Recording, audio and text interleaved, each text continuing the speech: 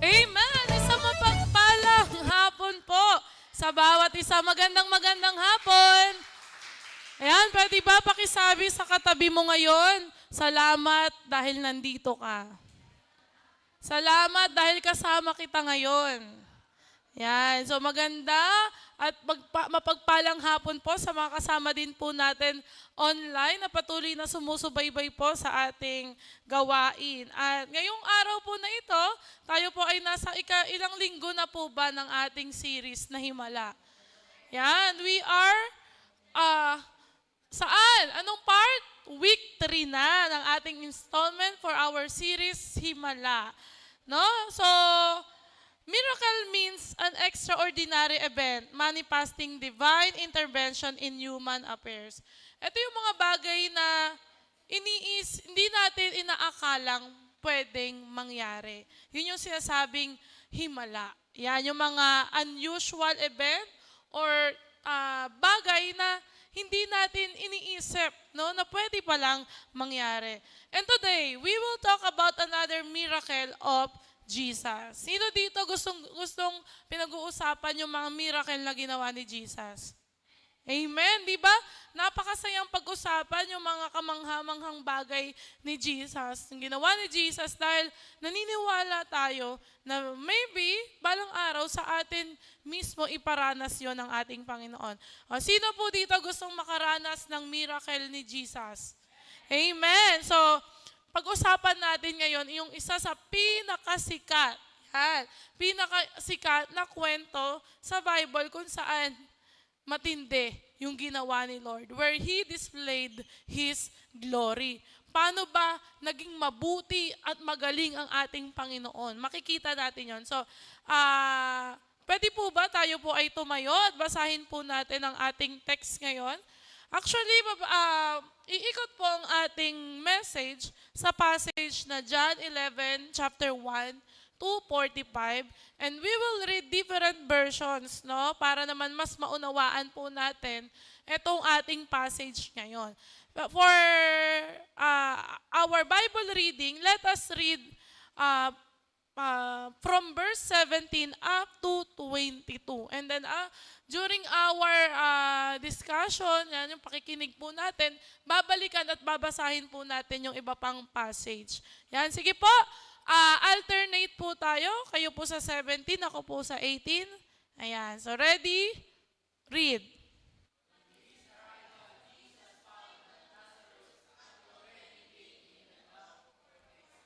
18. Now, Bethany was less than 2 miles from Jerusalem, and many Jews had come to Martha and Mary to comfort them in the loss of their brother.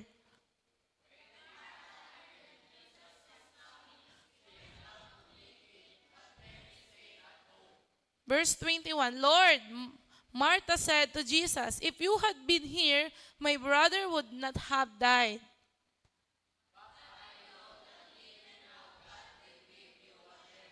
Yan, basahin din po natin sa MBBTAG version. Yan, sa Tagalog naman. Yan, nandyan po yon. Yan, so verse 17, kayo po uli.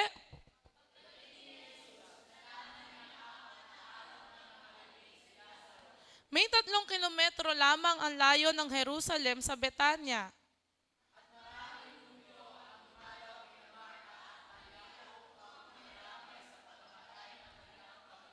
Nang mabalitaan ni Marta na dumarating si Jesus, sinalubong niya ito, ngunit si Maria na may naiwan sa bahay.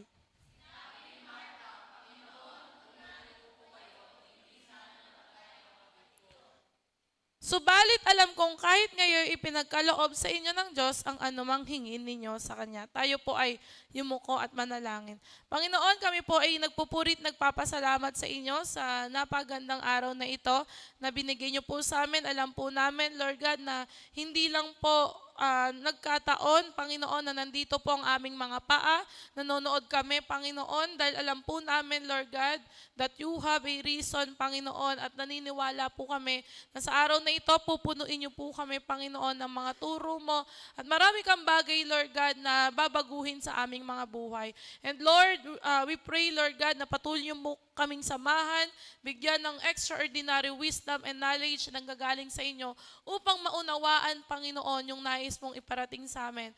And Lord, we pray, Panginoon, ang banal na Espiritu mo ang lumukob sa church na ito, sa mga tahanan ng mga kapatid naming nanonood online, Panginoon, at patuloy ka naming maranasan at mabot namin ang iyong paanan. Lord, itago niyo po ako sa iyong likuran at ikaw lamang po ang siyang makita. Maraming salamat po sa pangalan ni Jesus. Ang lahat ay magsabi ng Amen. Palakpakan po natin si Lord. Ayan, so ngayong hapon na ito, medyo inaantok po tayo. Kapag nakita nyo ang katabi nyo na inaantok-antok at napipikit, pakikalabit. wag naman nating sundukin, baka matulpo tayo. Ayan. So, pakikalabit at sabihin nyo, gumising ka. Ayan, dapat ganun yung tono ng pagsasalita, gumising ka. Ayan, so I know for sure na may background knowledge na po tayo about dito sa kwento na ito. At about sa tatlong magkakapatid na ito na si Lazaro, Martha, and Mary. And let me give you a short background about this passage. Yan, paikliin natin. Let us summarize this passage. So, for the background of this passage, Jesus waited for 4 days because he knew that Jewish superstition of that day that said a soul stayed near the grave for 3 days hoping to return to the body. So, nung mga panahon daw na yon, yung mga Jewish, meron silang superstition. Ano ba sa Tagalog ng superstition? Pamahiin. Yan, yung mga lolo-lola nyo ba naniniwala sa pamahiin? Yan, bawal daw magwalis pag gabi. Diba? So yung lola ko dati, napagalitan ako kasi nakita niya ako, gabing-gabi nagwawalis ako. Ayan, so yung mga Jewish daw doon ay may paniniwala na kapag ang isang tao ay namatay, naniniwala sila, o yung pamahiin nila na within 3 days mananatili yung soul nung namatay na yon or namayapa na yon. And at hoping, naniniwala sila na kapag within that 3 days, pwedeng mabuhay. At yun ay siguro kalooban ni Lord. Pero after 3 days, pagdating ng 4 days, it was accepted that after 4 days, there was absolutely no resuscitation. So, ibig sabihin, yun na talaga. No, wala na talaga. Hanggang dun na lang talaga ang buhay niya. So, why Jesus waited for 4 days? Actually, sabi nga po dun sa passage na binasa natin, si Jesus ay nasa Jerusalem nung namatay si Lazaro. And saan ba siya pumunta? Para puntahan si Lazaro sa Betania or Bethany. Siguro alam ni Lord yun kasi Lord nga siya, di ba? At maybe nabalitaan niya yun. Pero bakit kaya? Why Jesus waited for 4 days? Bakit kaya? Pwede niya namang buhayin agad si Lazaro. Di ba? Pumunta agad siya doon, di ba? Bakit kaya hindi agad ginawa ni Lord na muling ibalik yung buhay ni Lazaro? Bakit kaya? Why Jesus waited for 4 days? Isa lang ang sagot dyan. Para gumawa ng isang bagay na hindi makakapaniwala ang mga tao. And that is what we call miracle or himala.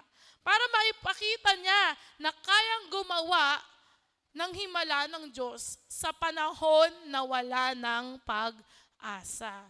Sino po dito? Yan. May time sa buhay mo na parang nawawalan ka na ng pag-asa. Ayan. Meron ba dito?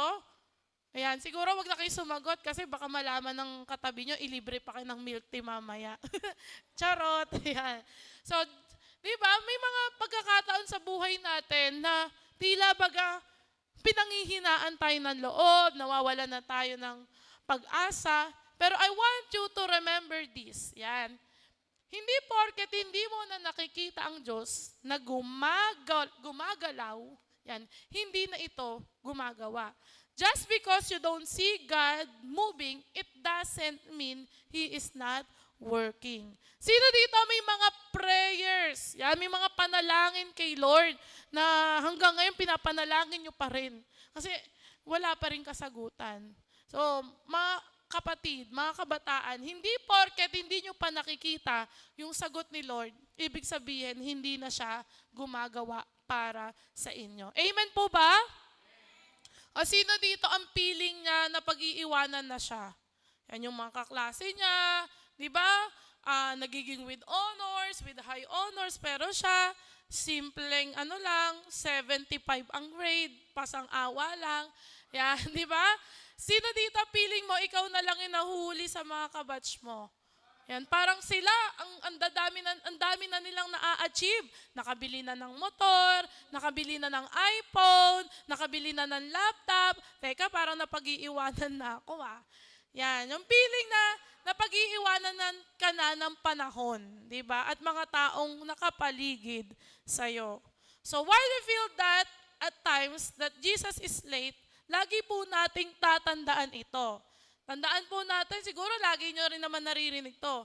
He is never late nor early. He is always come at the right time. Amen? Hindi late si Lord. Sadyang hindi pa tama ang panahon at pagkakataon. Amen? Amen din po sa natin, hindi po nag-i-slide yung ating PowerPoint. Nandiyan po yung mga sinasabi ko. Ayan, so tandaan natin, hindi late si Lord. Sadyang hindi tama ang panahon at pagkakataon. Kaya huwag kayong magmadali. Sabihin nga po natin sa ating katabi, huwag kang magmadali. Sige, sabihin mo yung ramdam na ramdam niya. O yan ha, intindihin nyo yan ha, huwag kang magmamadali, huwag kang masyadong excited. Yan. Kasi pwedeng sa paningin mo, late na si Jesus, but Jesus is always on time. Ikaw lang naman yung hindi on time mo.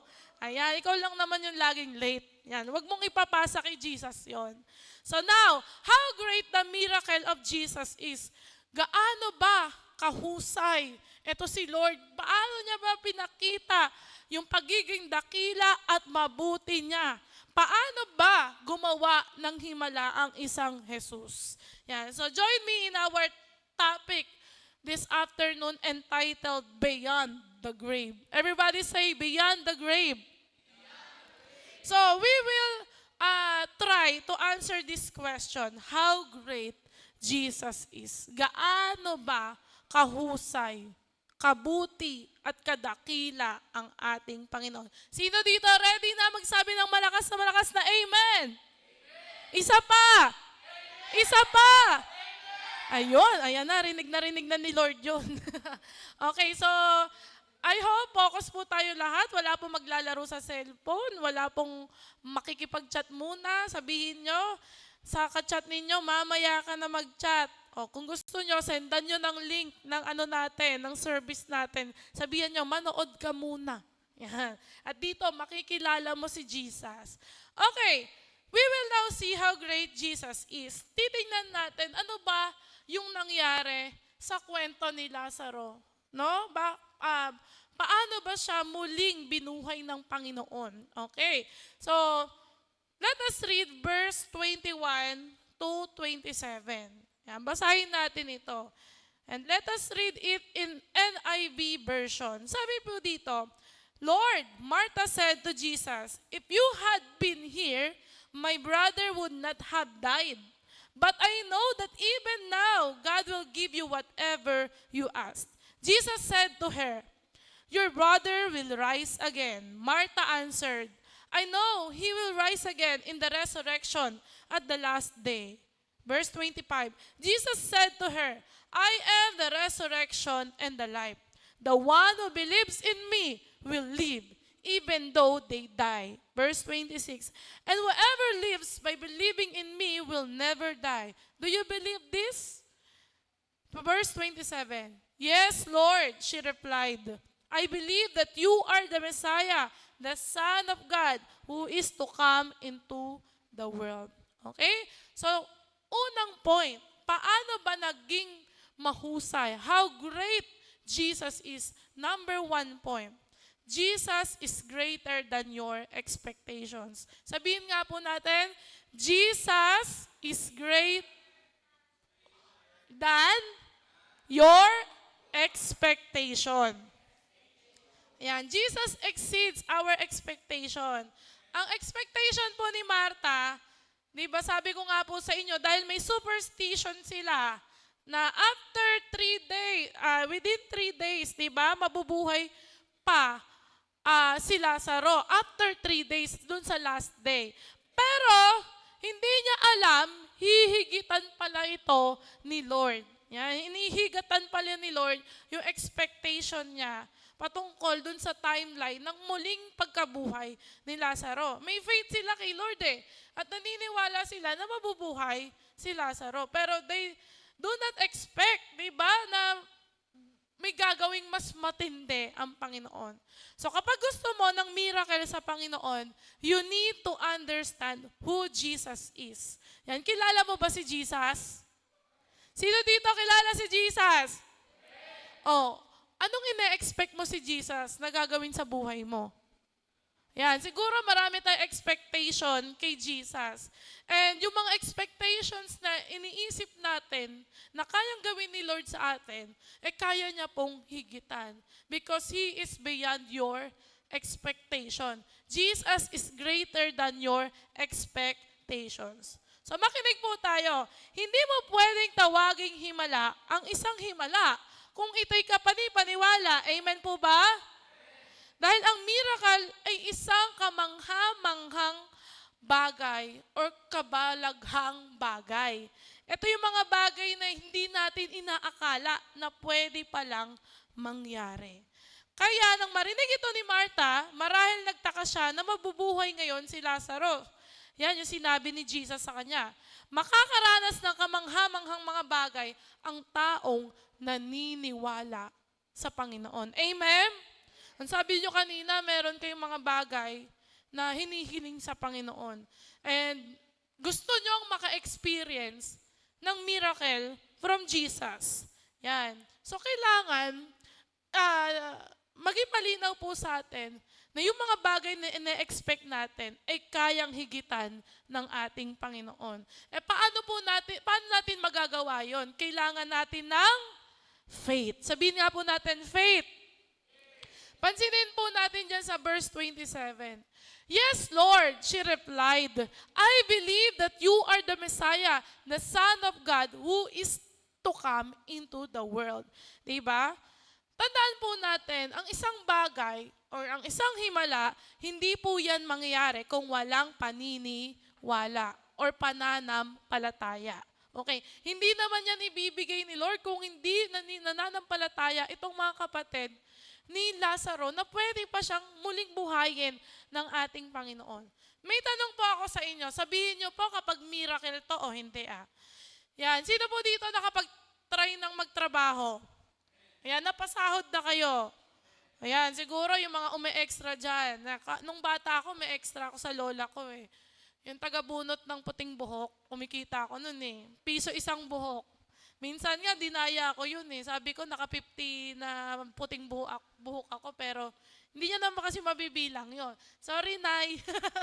Ayan, so, kapag ba nagtrabaho ka ng 8 hours per day, at ine-expect mo na sasahod ka ng kinsenas katapusan, pag sinabing kinsenas katapusan, 15:30.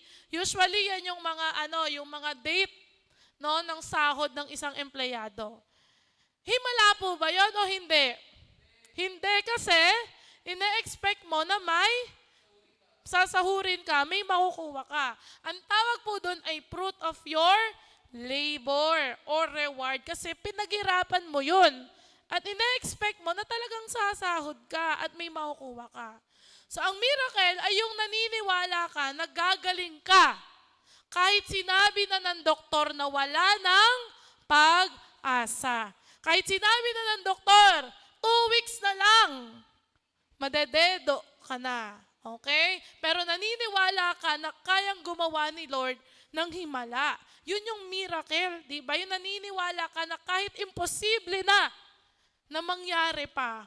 Diba? Pero nananampalataya ka na kayang kumilos ni Lord. Amen?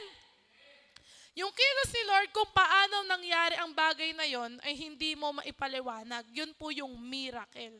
Ito yung himala. Huwag kayo maniwala kay Nora Honor, na walang himala, merong himala. Okay. So, pwede sabihin ng tao, no chance na, wala na talagang pag-asa yan eh. Diba?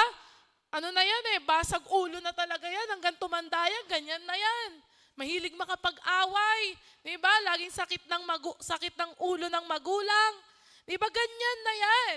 Para sa tao, no chance na. Pero tandaan natin, nothing is impossible with God. Marami na pong patunay, no?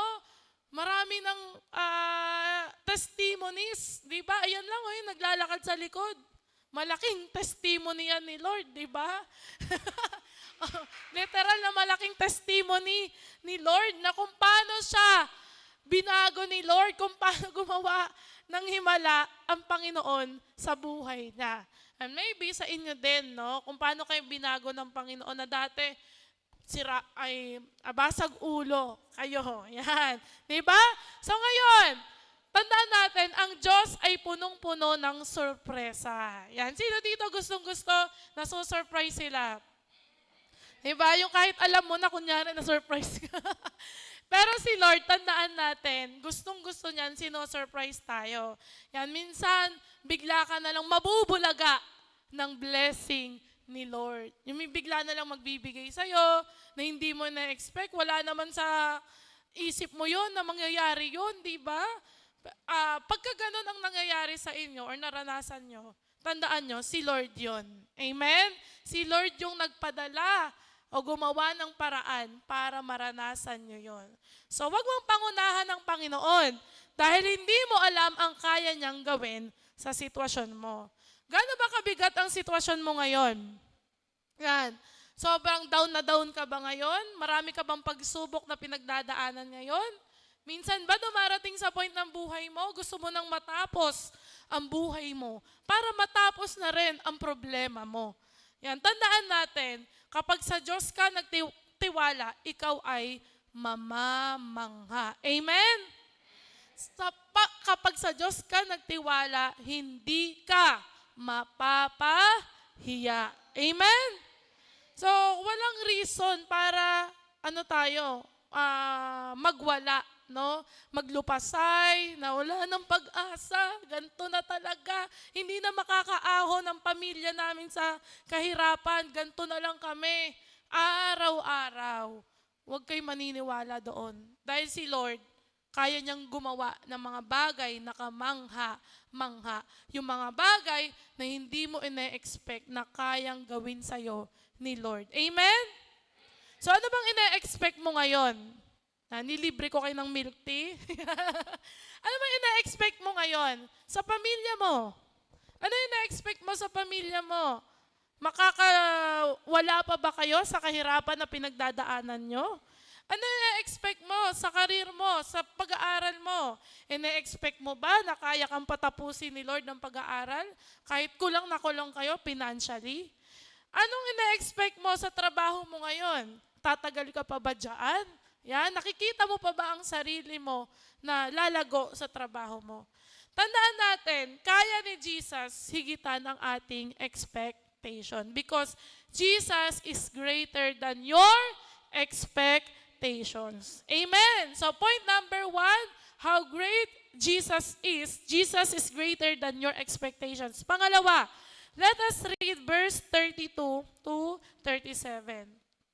Sabi po dyan, when Mary reached the place where Jesus was and saw him, she fell at his feet and said, Lord, if you had been here, my brother would not have died. Kung nandito ka lang, hindi mamamatay ang kapatid ko. Verse 33, when Jesus saw her weeping and the Jews who had come along with her also weeping, he was deeply moved in spirit and troubled. Verse 34, where have you laid him? He asked. Tanong si Jesus, saan ba nila nilagay?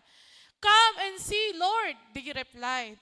Verse 35, ito yung pinakamahabang verse sa Bible. Sa kabaliktaran. Jesus wept.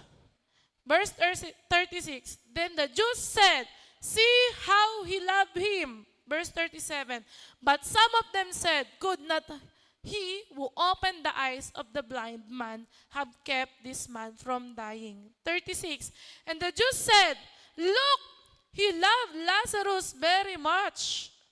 37, but some of them said, Jesus healed the eyes of the blind man. Why didn't he help Lazarus and stop him from dying? Amen. Salamat sa Panginoon. Yan, sa pagkabasa. No, nakita natin dito na parang ang daming tanong. Diba? Sa pangalawang point, yan. Jesus is greater than your questions. So everybody say, Jesus your questions. Tama nga naman, di ba? Para sa mga taong alam na kayang gumawa ni Jesus ng himala, tapos hindi niya ginawa, mapapatanong ka talaga Di ba? Kung mapapansin po natin dito sa verses na binasa natin, hinanap ni Jesus Di ba yung katawan ni Lazarus kung saan nila hinimlay. And then, anong ginawa niya? Sa verse 35 sabi, Jesus wept. Ano ba ibig sabihin ng Jesus wept? Siya ay umiyak. No, nakita siya ng mga tao. And napatanong sila. Di ba? At napasabi, look, he loved Lazarus very much. Kasi ikaw ba naman, iyakan ka ng isang tao, di ba? Pag iniyakan ka ni Jesus, ibig sabihin, mahal na mahal ka niya. O di ba, sino dito naranasan ng umiyak dahil sa isang taong mahal na mahal niya? O di ba? Pero sabi ng mga tao dito, but some of them said, Jesus healed the eyes of the blind man. Di ba? Napagaling niya nga yung bulag Why didn't he help Lazarus and stop him from dying? Bakit? O para sa mga taong alam na mapaghimala o gumagawa ng himala si Jesus, talaga mapapatanong kayo. Imbis na buhayin niya, umiyak. Di ba umiyak si Jesus? So just like Jesus, alam ng mga tao na kaya niyang gawin. And then all of a sudden, hindi napagaling o hindi pinagaling ang taong mahal niya. Di ba? Legit yung question na ito. Valid itong question na ito. Bakit hindi binuhay agad ni Lord, ni Jesus, si Lazaro? Yan. So tayo, marami tayong mga valid questions. Amen? Marami tayong tanong sa buhay natin na piling natin, tama lang na itanong ito kay Jesus. Yan. Like for example, bakit kaya naghiwalay ang nanay at tatay ko? Valid ba yun o hindi? Valid yun, di ba? Bilang isang anak, mapapatanong ka. Alam nga namang hindi ka magtaka. Di ba? Bakit kaya broken family kami? Bakit kaya lagi nag-aaway si nanay at tatay? Diba? Bakit mahirap lang kami? Bakit hindi namin mabili yung mga bagay na nabibili ng ibang tao? Bakit hindi namin magawa yung mga bagay na ginagawa ng ibang tao? Diba? Bakit sila madaling matuto? Bakit sila magaling? Bakit sila matalino? Bakit ako ganito? Ang bagal ko. Diba? Ang bagal kong makasunod sa lesson namin. Bakit ganon sila? Ang bilis-bilis sila gumawa. Tapos ako, ang bagal-bagal. Di ba? Bakit sira ang pamilya namin? Yun yung mga valid question na maybe naitanong na rin natin minsan sa sarili natin, okay Lord pa mismo. Bakit ba kami nakakaranas ng pagsubok? Bakit ba kami hinayaan ni Lord na maranasan namin yung ganito kabigat na sitwasyon? Bakit kaya? Pero ano man ang valid question mo, kapatid, kabataan, kahit ano man yung tanong mo kay Lord, tandaan natin, Jesus is greater than your questions. Higit si Lord sa mga tanong mo kahit valid pa yan. Sabi sa verse 41, so they moved the stone away from the entrance. Then Jesus looked up and said, Father, I thank you that you heard me.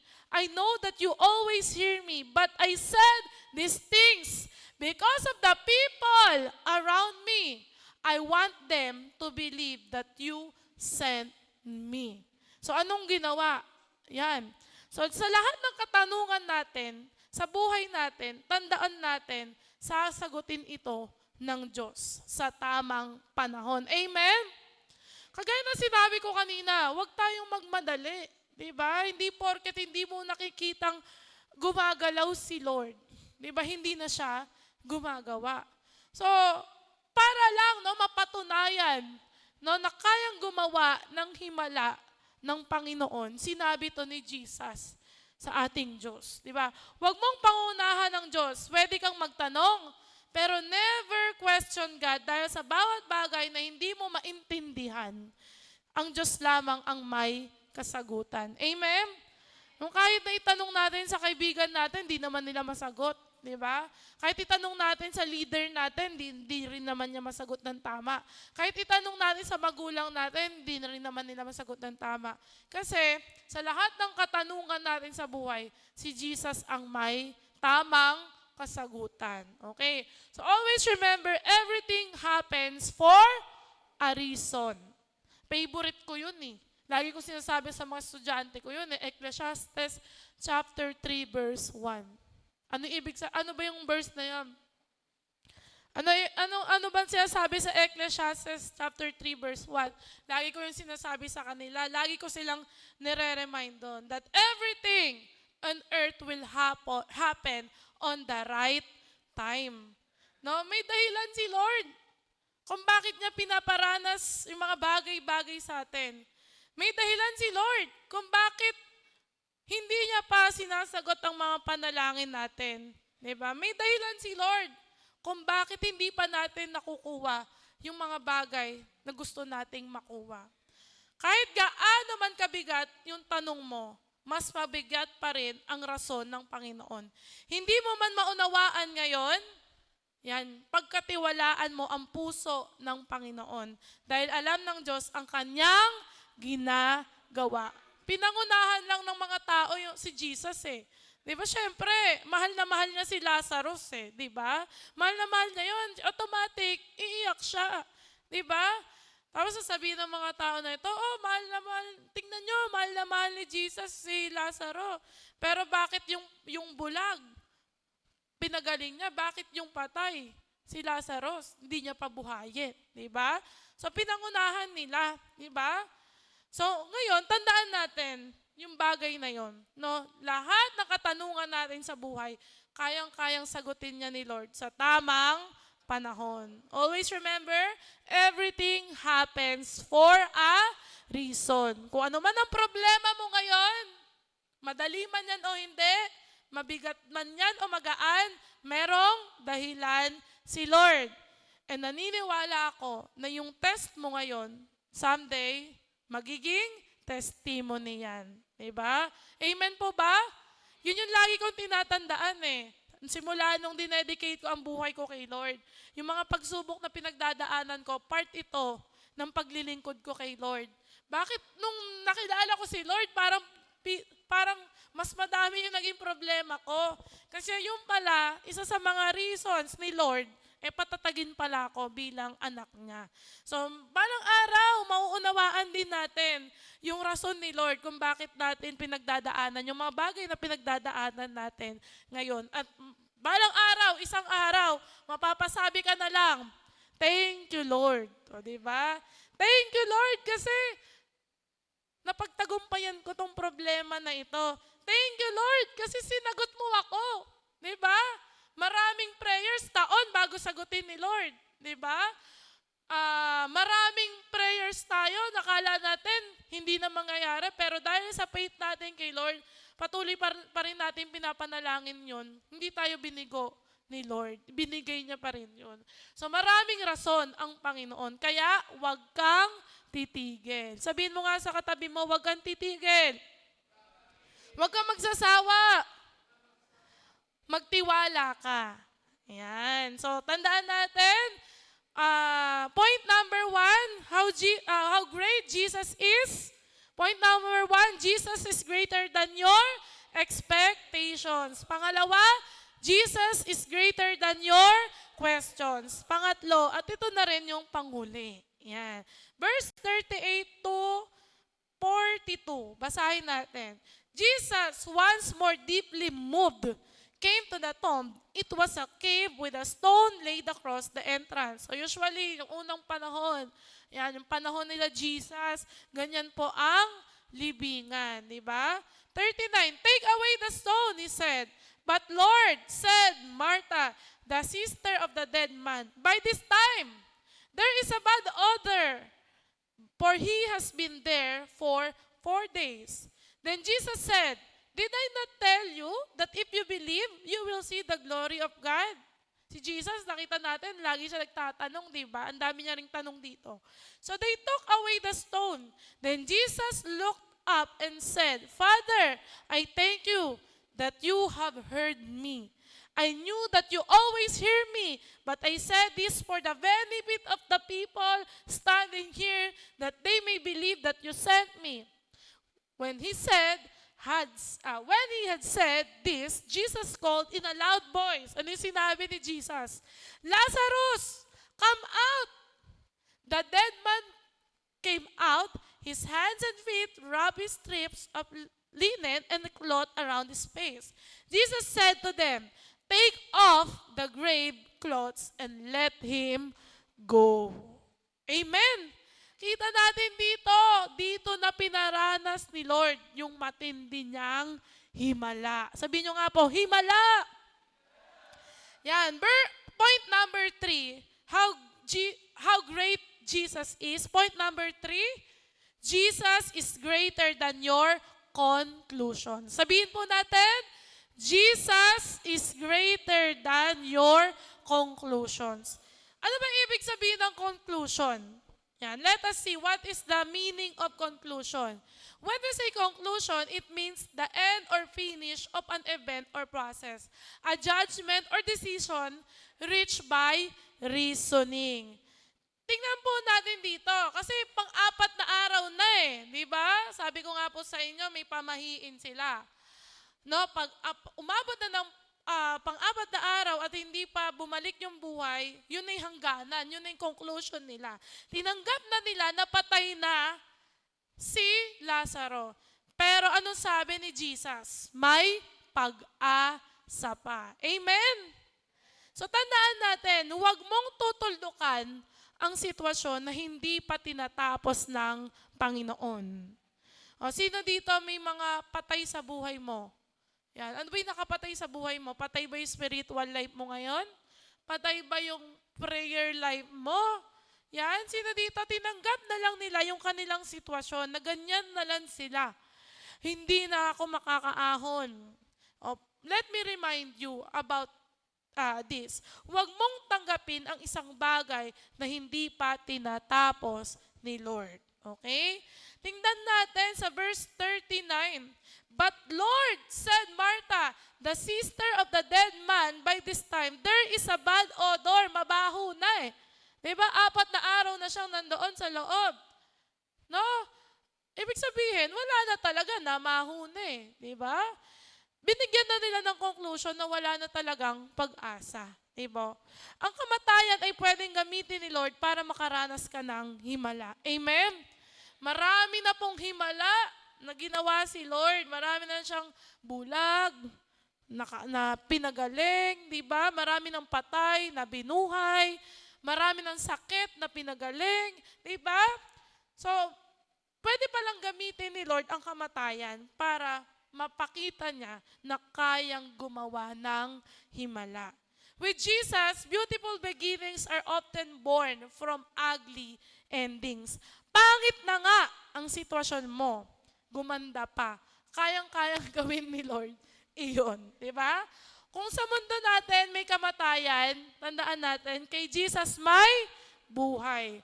Kung sa mundo may katapusan, kay Jesus may simula. So, ibig sabihin, hindi hudyat ng katapusan ng buhay mo yung problema o yung kabigatan na pinagdadaanan mo. Tandaan mo, laging may magandang bukas kay Jesus. Diba? Amen! Kaya, Huwag kang papatay-patay. Yan, yung para bang ano ka, Biyernes Santo, lagi ang muka, laging nakasimangot, laging nakasimalmal. Alam niyo ba yung word na simalmal? Laging nakaganon. Yung parang laging nanlalata. Yung parang laging walang pag-asa. Yung parang wala ng buhay lagi. Diba? Kayo, pag nakakita kayo ng ganong tao, natutuwa ba kayo? Yung parang laging pasan ang daigdig. Yung laging nakasimangot, laging nakaganyan. Diba? Yung parang hindi mo na siya makitaan ng kasiyahan sa buhay niya. Diba? Dapat ang Kristiyano hindi ganon. Dapat ang Kristiyano laging masaya. Laging nakangiti kahit pagod. Yan. Okay, so wag tayong papatay-patay. Yan. Yan. Kapag si Jesus ay naghimula, tiyak ikaw ay mamamangha. Yan, kagaya ng ginawa niya, 'di ba? Patay na, binuhay niya pa, 'di ba? Patay na yung relasyon, binuhay pa ni Jesus. Patay na yung pangarap, binuhay pa ni Jesus. Patay na yung passion, binuhay pa ni Jesus. Patay na yung ministry, pero binuhay pa ni Jesus. Amen? O kaya wag tayong titigil. Diba? Wag tayong magbibigay agad ng conclusion na hanggang dito na lang. Diba? And kung alam niyo yung background ng natin, ng YWAB natin, siguro how many years ago? 2017, ang Youth Impact, hindi pa Youth Impact yun, Youth with a Vision, mamamatay na eh. 5 people na lang ang uma-attend sa youth service noon. At isa ako doon sa nananatili. Pati si Tatay Daniel nyo, si Nanay Persa nyo, si Pastor Mark, at si Kuya JT, kung kilala nyo siya. Ang sabi namin nung mga panahon na yon, kahit 5 lang kami, nagsa-service pa rin kami. Kahit naririnig namin, meron na kaming mga naririnig na pwede namang wag nang mag-youth. Kasi may mga church na wala namang youth service eh. Kagaya nung church namin sa probinsya, wala silang youth service. Sabi ko, paano nagiging masaya ang buhay nyo kung wala kay youth service, di ba? Papatay na yun eh. Pero dahil hindi kami nagbigay ng conclusion na hanggang dito na lang ito, nagpatuloy pa rin kami sa Panginoon. And thanks God, salamat sa Panginoon dahil sa 5 na nagpatuloy, nandito tayo ngayon. Amen? Diba? Patay na eh. Diba? Kumbaga sa ilaw, aandap-andap na, mapupundi na eh. Pero dahil nagpatuloy at hindi nagbigay ng conclusion, nagtiwala sa Panginoon na kahit imposible nang lumago pa, sipin nyo magkakaibigan kami, circle of friends kami na lang talaga. Pero salamat sa Panginoon dahil gumawa siya ng himala sa ating church. Amen? Diba kayang bumuhay ng patay si Lord? Kayang bumuhay ng patay na relasyon, patay na puso. Diba? Yung wala ng pag-ibig sa kapwa niya. Yung parang wala na siya nararanasan na compassion sa ibang tao. Basta kung ano yung gusto niya, gagawin niya yun. Ganun siya. Diba? May mga ganun tao eh. Amen? Pero kay Lord, kaya niyang baguhin yung mga masasamang ugali. Kaya niyang baguhin yung mga buhay na patapon na. Kaya baguhin ni Lord yung mga buhay na wala ng pag-asa. May mga tao, suicidal na sila eh. Gusto na nilang mamatay. Pero dahil sa pag-ibig sa kanila ni Lord, hindi yun binigyan ni Lord ng pagkakataong mangyari. Kapatid, walang patay-patay kay Jesus. Kapag si Jesus ay naghimala, tiyak ikaw ay mamamangha. Diba? Anong patay sa buhay mo ngayon? Yan, kahit gaano katagal ng patay, yan, si Lazarus nga, diba? 4 days na. Jesus doesn't care. Wala siyang pakialam. Diba? Kahit sa patay na sitwasyon, ay kaya niyang maghimala. Okay? Kaya maghimala ng ating Panginoon. And remember this, tandaan natin, death is not the end for Jesus. He can put life out of death. He can put beginning from your ending. Amen? So tatandaan natin yun. Walang patay-patay kay Jesus. Kahit gaano ka pa naging masamang tao, no? Kaya kang baguhin ng Panginoon. Kahit tingin ng ibang tao sa'yo, wala ka ng pag-asa, walang imposible sa Panginoon. At laging sinasabi ni Lord, may pag-asa pa. Amen? May pag-asa pa. Ang dami dito sa church natin, ang daming mga youth, yung mga youth leaders natin dito. Grabe yung miracle na ginawa ng Panginoon sa buhay nila. May mga adik na pinalaya ng Panginoon. Amen? O yan, yung mga pumapalakpak, baka sila yun. Yan, di ba? May mga adik na pinalaya ang Panginoon. May mga palasagot sa magulang na inayos ni Lord ang ugali. May mga bulakbol sa simbahan na binago, sa simbahan na rin. May mga bulakbol sa simbahan, may mga bulakbol sa school na binago ng Panginoon. Amen? So, hindi po porket pangit ang sitwasyon mo, ending na yan. Diba? Tsaka hindi porket hindi maganda ang paningin sa'yo ng iba, physically. O yan ha, yan na. Kaya kang pagwapuhin at pagandahin ni Lord. Totoo lang, yung mga naglilingkod kay Lord, yan, mas lalo yan nagiging blooming. Amen? Yung mga,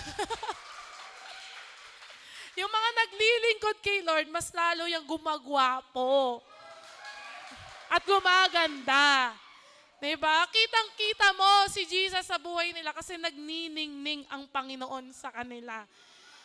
Yan si Lord kapag nag-ayos ng buhay yan. Hindi lang totally ayos ang buhay mo, aayusin niya din yung itsura mo. Amen? Kung wag nyo nang balikan yung mga dating picture namin, yung mga dating picture ng mga youth leader natin. O kung gusto nyo makita yung miracle ni Jesus, sige, balikan nyo. Makikita nyo doon kung ano itsura namin o nila dati sa ngayon. Mako-compare nyo kung gaano naging mabuti si Lord sa buhay nila. Amen? Okay, tandaan natin, how great Jesus' miracle? Jesus is greater than your expectations. Pangalawa, Jesus is greater than your questions. Pangatlo, Jesus is greater than your conclusions. Yan. Sabi po sa verse 4, sabi po dito, when he heard this, Jesus said, this sickness will not end in death. No, it is for God's glory so that God's Son may be glorified through it.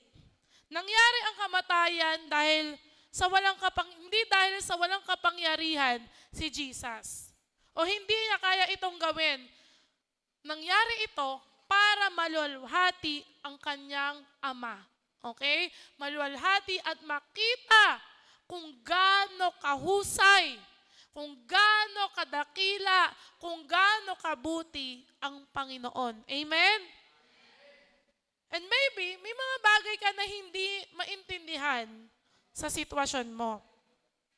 Pero tandaan mo, inalaw yan ni Lord para makita mo ang kaluwalhatian niya sa buhay mo.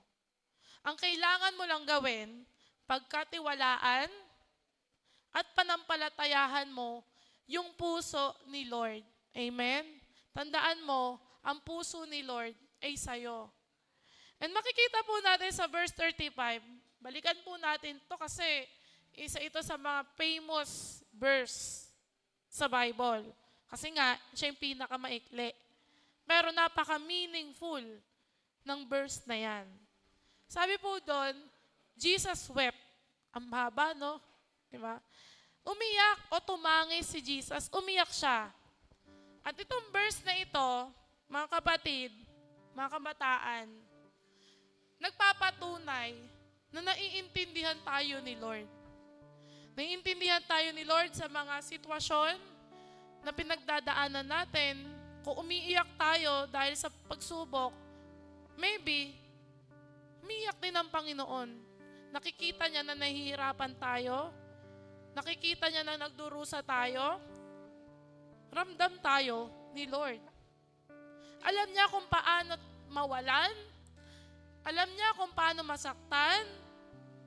Alam niya kung paano maiwanan. Alam na ni Lord yun.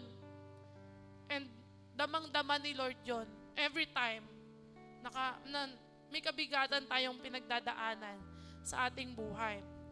And let me remind you na huwag tayong mag-alala. Ayan, don't worry sa bawat tanong mo at mga bagay na hindi mo naiintindihan ka ng Diyos. Damang-dama ka ni Lord. Every time na iniisip mo, ikaw na lang yung mag-isa na lumalaban, lagi mong aalalahanin, kasama mo ang Panginoon. Sa anumang kabigatan, pagsubok na pinagdadaanan mo, merong isang Diyos na laging nakasubaybay at nakatingin sa'yo. At laging handang dumamay sa'yo. Kaya nga, ayos lang, di ba? Sinasabi sa atin, minsan, sinasabi sa atin, okay lang umiyak. Di ba? Iiyak mo yan. Ilabas mo lahat ng nararamdaman mo. Totoo yon. Kasi sa pamagitan no, nare-release mo yung bigat na nararamdaman mo. Nare-release mo lang, pero pwedeng bumalik. Pero kung iiyak ka kay Jesus at lalapit ka ng buo kay Jesus, yung bigat na yon, kukunin na ni Lord. Tatanggalin niya na yon at hindi niya na ibabalik. Kasi 2,000 years ago, sabay ng pagpako kay Jesus sa krus, sabay na ring pinako lahat na masasakit o problema natin. Kaya para kay Jesus lahat yon. Lahat ng problema nyo, lahat ng mga tanong nyo sa buhay, ibigay nyo kay Jesus yan. At si Jesus ang magbibigay sa inyo ng kasagutan. Si Jesus ang magbibigay sa inyo ng kapayapaan. Si Jesus ang magbibigay sa inyo ng kasagutan. Sige po, inaanyayahan ko po ang bawat isa na tumayo sa oras na ito. And pwede, sa oras na ito, let us focus our hearts to Jesus. I-focus natin yung ating mga sarili sa Kanya. Wag muna natin kausapin yung katabi natin. O sa mga nanonood online, wag muna tayo mag-Facebook. Focus tayo kay Jesus ngayon. And I believe that Jesus is here. At naniniwala ako na may mga kabataan ngayon sa oras na ito na dumadaan sa matinding pagsubok ng kanilang buhay. Hindi ko man alam kung ano yon. Sa school man yan, sa pamilya yan. Hindi ko alam. Pero naniniwala ako na alam ni Jesus yan. And nandito si Lord. Handang makinig sa'yo. Handang yakapin ka sa kabigatan mo. And I want you to open your heart to Jesus. Handa si Lord na makipag-usap sa'yo. Handa si Lord na marinig lahat ng hinaing mo sa buhay. Handa si Lord na marinig lahat ng mga valid questions mo sa buhay. Ngayong oras na ito, I will give you time. Kausapin natin ang ating Panginoon.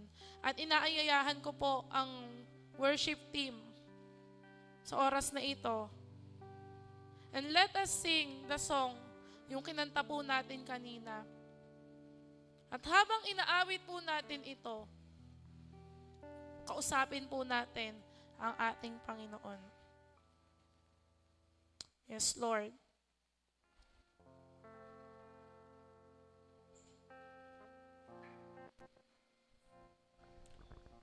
Panginoon, marami ka pong himala na pinatunayan, Panginoon. Hindi lamang po sa Bible, maging sa panahon po namin ngayon.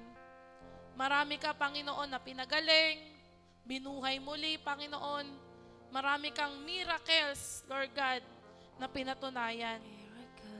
And we believe, Lord God, na kaya mong gawin yon sa aming buhay.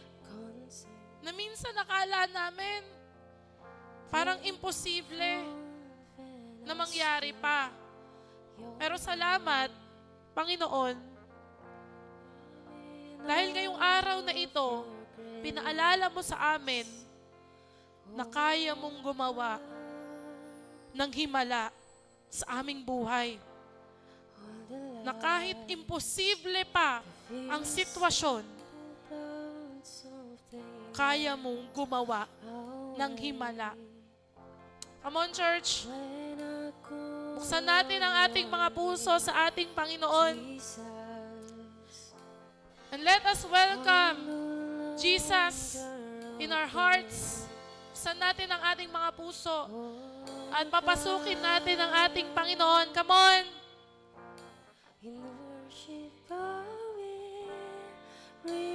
Yes, Lord.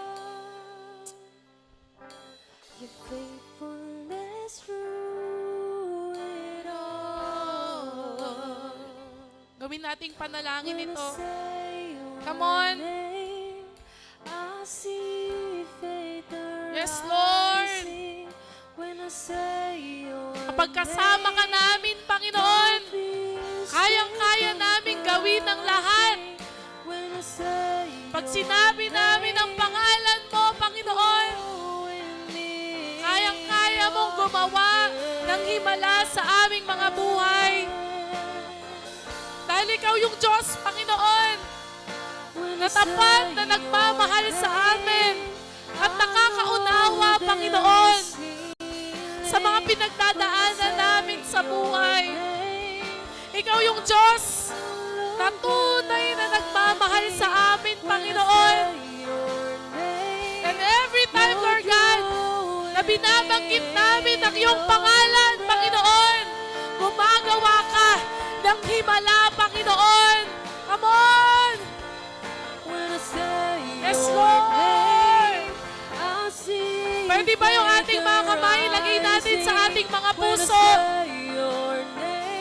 Habang nakataas ang isa nating kamay, gawin nating panalangin ito kay Lord. Come on!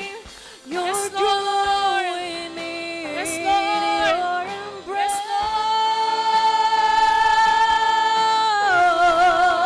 Lord! Sa ngalan mo, Jesus, may paghilom. Come on! Yes, Lord! Sa ngalan mo, panatag ang puso ko.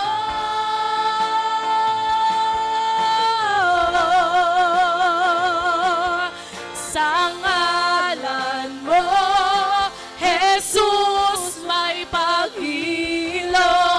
Sa ngalan mo, Jesus, walang kulang. Sa ngalan mo, panatag ang puso ko.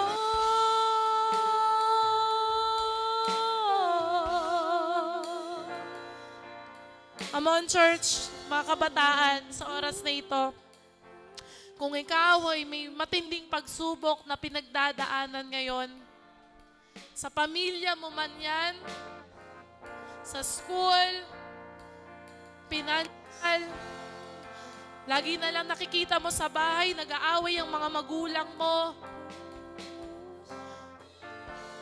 hindi na kayo nagkakaisa sa loob ng tahanan nyo. I believe that the Lord will restore your family.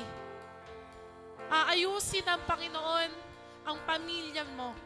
Aayusin ni Lord yung relasyon nyo sa isa't isa. At i-restore ni Lord yung pagmamahal nyo at pagkakaisa sa loob ng tahanan nyo.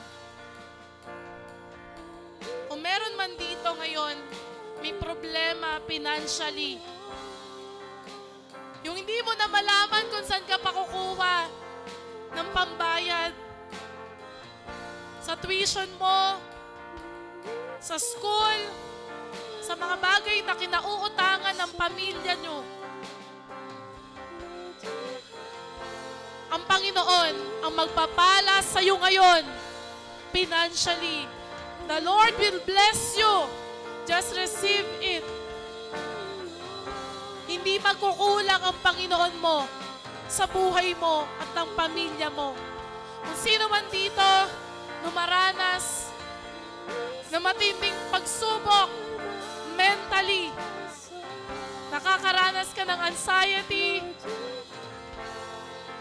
panic attacks, or meron ka nararanasan na sign ng depression sa buhay mo, the Lord will restore your happiness. Ibabalik ng Panginoon yung kasiyahan na nararanasan mo noon. At wala nang pagkakataon sa buhay mo na makakaranas ka ng pag-aalala. Ibabalik ni Lord sa'yo yung nawalang joy na ninakaw ng demonyo sa buhay mo. Ibabalik sa'yo ng Panginoon yun. Just believe and receive. Mangyayari ito. At kung sino man dito ang nakakaranas ng mababang pagtingin sa sarili niya dahil marami siyang naririnig sa ibang tao patungkol sa kanya na mahina ka, wala kang kayang gawin, wala kang kayang maunawaan sa buhay mo, lagi ka na lang huli. Naniniwala ako na ngayong oras na ito, binabalik sa iyo ni Lord yung matinding self-esteem, pagtitiwala sa sarili mo, yung kalakasan ng loob na kaya mong gawin yung kaya ng iba dahil kasama mo ang Panginoon. Panginoon, alam po namin na Ikaw yung nakakaalam ng mga bagay na pinagdadaanan namin ngayon. Alam mo po ang puso't isipan ng bawat kabataan na nandito. Alam mo, Lord God, kung ano yung mga specific na pangangailangan nila. Alam mo yung mga specific na struggle nila ngayon. Lord, I pray, Panginoon, na samahan mo po sila na mapagtagampayan ito, Panginoon. And Lord, dahil sa pangalan mo, mararanasan namin ang himala. Mararanasan namin ang restoration, Panginoon. Mararanasan namin ang breakthrough sa aming mga buhay dahil sa pangalan mo, Panginoong Yesus. Dahil ikaw yung Diyos na gumagawa, Panginoon, ng mga imposibleng bagay at ginagawa mong posible. Kahit gaano man kabigat ang aming sitwasyon, alam po namin na kaya mo po kami mapagtagumpayan, Panginoon, dahil kasama ka namin. And pwede ba, mga kapatid, mga kabataan, let us end this message by singing the chorus of this song. Sa ngalan mo, Panginoon. Come on, itaas natin ang ating mga kamay sa Panginoon. Sa ngalan mo, Jesus, may paghilom. Sa ngalan mo, Jesus, walang kulang. Sa ngalan mo, panatag ang puso ko.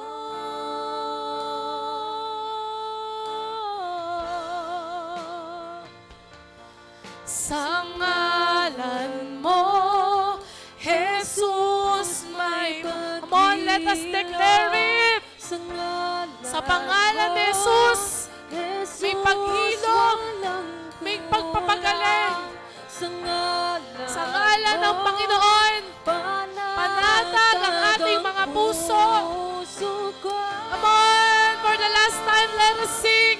Sa ngalan mo, Panginoon. Sa ngalan mo, Jesus, may paghilom. Sa ngalan mo, Jesus, walang kulang. Sa ngalan mo, panatag ang puso ko.